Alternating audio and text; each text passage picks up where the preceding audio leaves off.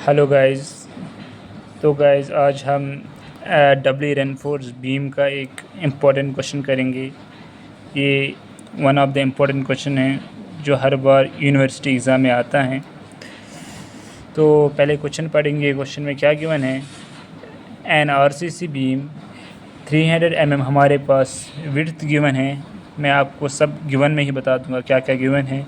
हमारे पास width given है 300 mm, और इसी तरह हमारे पास गिवन है डेप्थ 640 mm।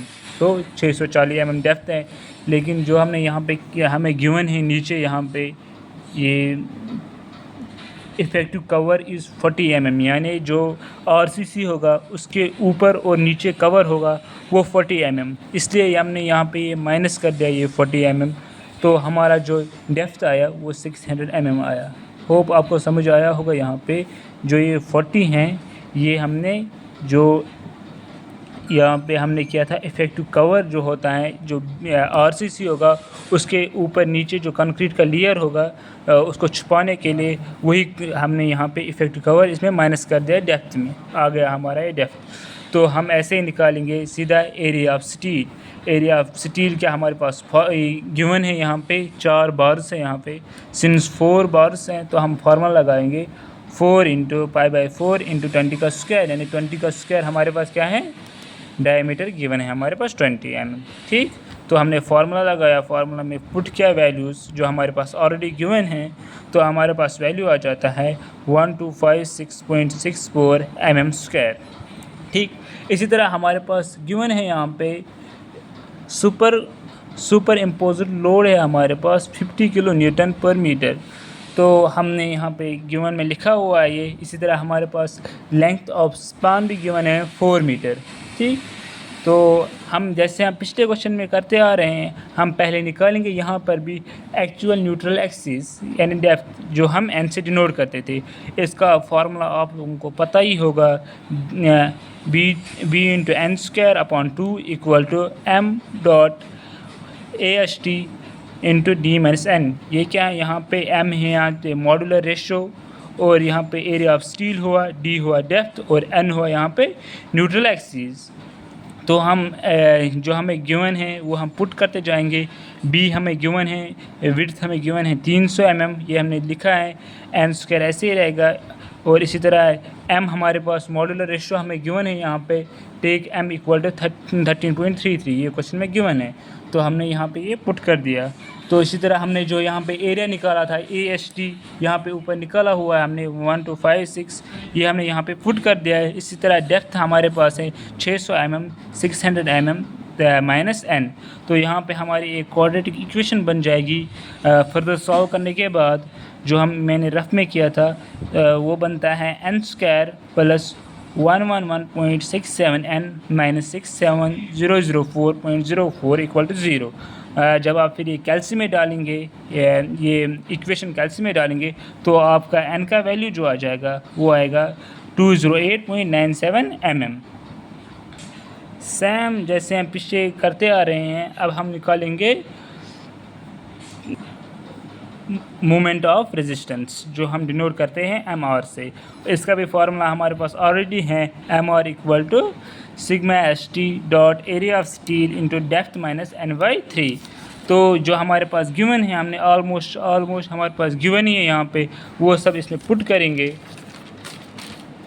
तो हमने यहाँ पे पुट किया mr = σ_s तो हमारे पास नहीं है, यानी स्ट्रेस इन स्टील तो नहीं है, तो हमारे पास यहाँ पे एरिया ऑफ स्टील हैं। तो एरिया ऑफ स्टील जो हमने निकाला हुआ था, ये आया हुआ था हमारे पास, वो हमने यहाँ पे पुट किया। इसी तरह हमारे पास d हैं, और n का वैल्यू भी हमने अभी निकाला था 208.97/3। ठीक, जो हमें यहाँ पे फॉर्मूले में है वो जस्ट सिंपल पुट किया।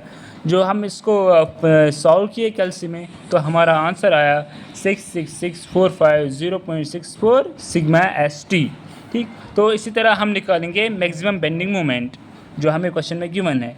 तो हम सबको पता है, आपको पता होगा, for a simply supported beam के लिए जो बेंडिंग मोमेंट होता है वो होता है WL²/8। तो W हमारे पास गिवन है, यानी सुपर इम्पोज्ड लोड हमारे पास गिवन है 50 इंटू एल भी गिवन है हमारे पास 4, लेंथ ऑफ स्पान गिवन है अपॉन 8। तो ये मोमेंट बेंडिंग मोमेंट कितना आया हमारे पास 100 किलो न्यूटन पर मीटर। तो हमने इसका यूनिट चेंज किया, न्यूटन पर एम में चेंज किया, तो हमने किया 100 इंटू 10⁻6 न्यूटन mm। ठीक, तो अब हम आएंगे मेन क्वेश्चन पे, जो हमें क्वेश्चन में निकालना है stress in steel. Stress in steel के लिए हमने क्या किया, हमने बेंडिंग मोमेंट और मोमेंट ऑफ रेजिस्टेंस को हमने कंपेयर किया। मोमेंट ऑफ रेजिस्टेंस जो हमने ऊपर निकाला हुआ है और यहाँ पे हमने बेंडिंग मोमेंट भी निकाला, इनको कंपेयर किया। कंपेयर करने के बाद हमारा स्ट्रेस इन स्टील जो आया वो हम आया 150.05 न्यूटन पर mm स्क्वायर। तो इसी तरह जो क्वेश्चन में गिवन है स्ट्रेस इन कंक्रीट निकालना है। देखिए क्वेश्चन में आपको फिर से क्वेश्चन दिखाता हूँ। हमने निकालना था actual stresses developed in steel and concrete. Steel के लिए हमने निकाला है, अब कंक्रीट के लिए निकालेंगे। इसके लिए भी फार्मूला हमें पता है, sigma C upon N equal to sigma ST upon M upon D minus N। जो यहाँ पे सिग्मा C है ये स्ट्रेस इन कंक्रीट है, N है एक्चुअल न्यूट्रल एक्सिस है, सिग्मा ST है स्ट्रेस इन स्टील, M है मॉड्यूलर रेशो, D है डेप्थ और N E है एक्चुअल न्यूट्रल एक्सिस। तो हमारे पास जो जो गिवन है वो हम वैल्यूज़ गिवन है वो इसमें पुट करते जाएंगे। हमें बस यहाँ पे पता क्या नहीं है स्ट्रेस इन कंक्रीट, तो इसको हम यहाँ रखेंगे तो बाकी वैल्यूज़ पुट करेंगे। जो हमारे पास से ये सिग्मा ST है वो हमने निकाला है 150.05 और हमारे पास जो N की जो वैल्यू है वो 208.97 है। इसी तरह M की जो वैल्यू है हमारे पास 13.33 है और D की वैल्यू है 600 माइनस N की वैल्यू है 208.97। तो इसको हम कैलसी में सॉल्व करेंगे तो हमारा जो आंसर आ जाएगा वो आएगा 6.01 न्यूटन पर mm स्क्वायर। ये था ये क्वेश्चन, बहुत ही सिंपल क्वेश्चन है लेकिन बहुत ही इम्पोर्टेंट है। उम्मीद करता हूँ आप सबको समझ आया होगा। ठीक।